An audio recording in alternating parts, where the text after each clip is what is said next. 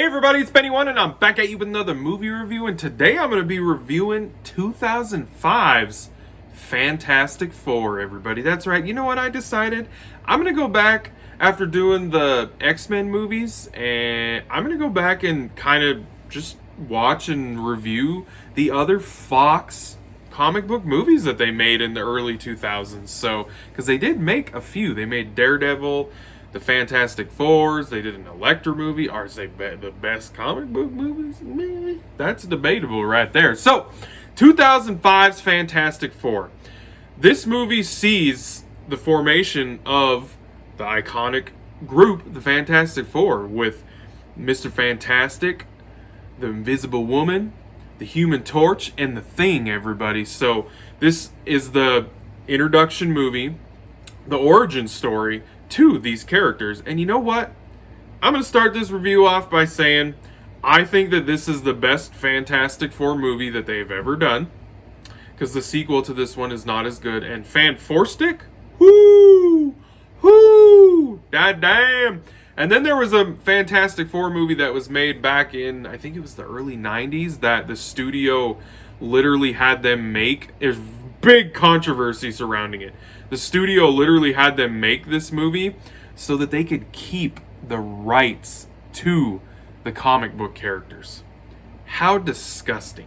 Like, I've watched the documentary about it and everything. They literally had these people make an entire freaking movie that, I mean, they did what they could with it. The budget they gave them, it doesn't look very good.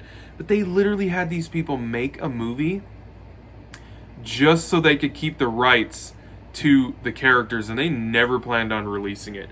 That is straight up disgusting. The fact that Hollywood does that kind of stuff, or did that kind of stuff, is disgusting.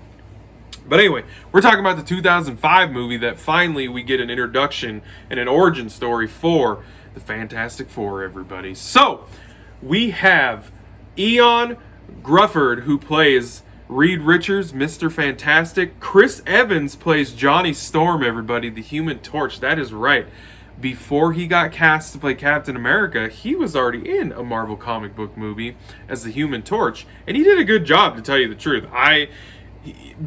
Before Chris Evans did Captain America, this was the kind of role that he was known for. The pretty boy that was kind of funny, the jock, like that's what he was known as playing in movies before he played Captain America. So Michael Chiklis plays Ben Grimm, the Thing.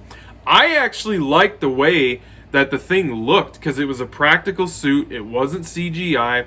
I thought it looked great, to tell you the truth. I really did.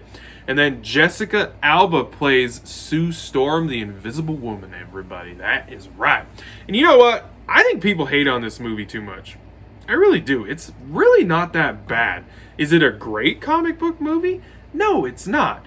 This came out in the mid-2000s when Marvel was still trying to figure out that funny, not so serious, and then the serious tone with their comic book movies. Like, you know, when all these movies were coming out, like Daredevil, Electra, Fantastic Four, we had the X-Men movies, we had Spider-Man already. Batman Begins came out this year. So, like, the comic book, just movie franchises in general, whether you talk about Marvel or DC, they were just trying to figure out where they should go with these movies. DC went dark, and they continued to go dark for years. But it took Marvel quite a few years to get this formula figured out, besides X-Men and Spider-Man. But with their other franchises, it just took them a little bit. And I don't think the movie's horrible. I really think that some people trashed on this movie a lot. The sequel to this is not as good, I would say. Because, I mean, they get the origin story correct. And I love that we spend time with them, like, learning about their abilities. And Reed is telling them we need to study these abilities because we don't know what's going on with them. We don't know how far they're going to go. I mean, there's humor in there with Chris Evans' character, the Human Torch. I love the inner struggle that they show with Ben Grimm's character as the Thing, because he's a rock, basically. He's covered in rocks. His organs are rock. They're made out of rock. They even show that in the movie. It's just, I love them showing his struggle. His wife literally leaves him in the movie. Like, that's some deep shit right there. Like, deep stuff. We get to see Reed and Susan's relationship. They were together at one point, but they're not now. And by the end of the movie, you know, they're getting engaged. Like, so we get to see that relationship rebud and then rediscover the love that they had for each other. Victor Von Doom is in this movie, everybody, and the look of all the characters, I feel like they nailed the look. I like the costumes that they had. They got the logo. The Victor Von Doom costume looked pretty accurate.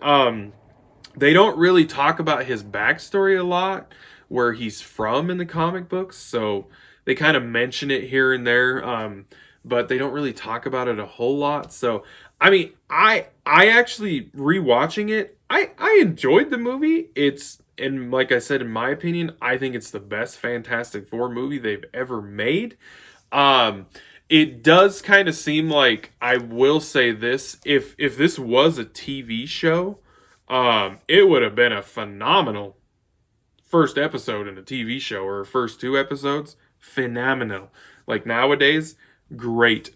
But as a movie, it's just good. It's just a good comic book movie that came out in the mid 2000s. You can't get super jacked about the movies that came out around there because, like I said, they were trying to figure that formula out. They were working the kinks out. And this was one of the ones that ended up coming out that was just decent. It was good. I find it entertaining.